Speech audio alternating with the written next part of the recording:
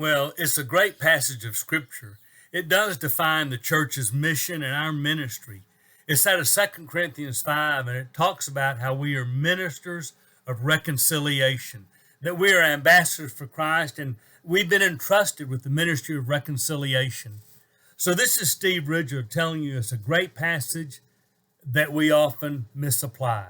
I hear people use that passage a lot, and they say, we're ministers of reconciliation, so our job is to bring people together. Our job is to take people that are not together in church and reconcile them, and people that are estranged in church and reconcile them, and people in the world that are at odds, and we're to be peacemakers.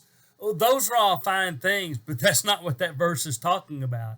It says the ministry of reconciliation, that we are the ministers of reconciliation, that God makes his appeal through us for men to be reconciled to him.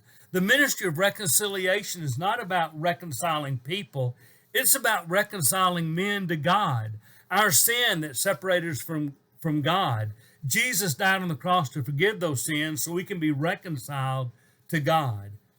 So when you want to read that passage is not telling you that your job is to go out and make peace in this world among people. It's telling you your job is to go out and tell people the good news that Jesus died for them and they can be reconciled to God. Now, here's the neat thing about that.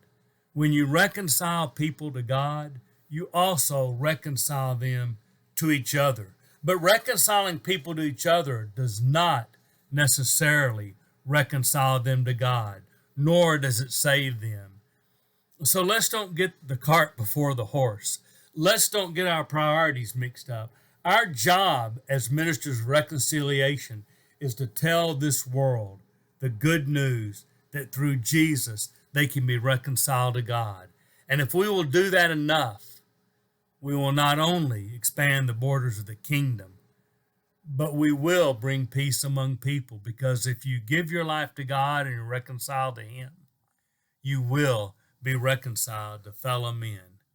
So don't misinterpret that. Don't pull it out of context.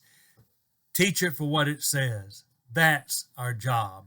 Ministry of reconciliation, letting men know that Jesus died for them so they could live with God forever.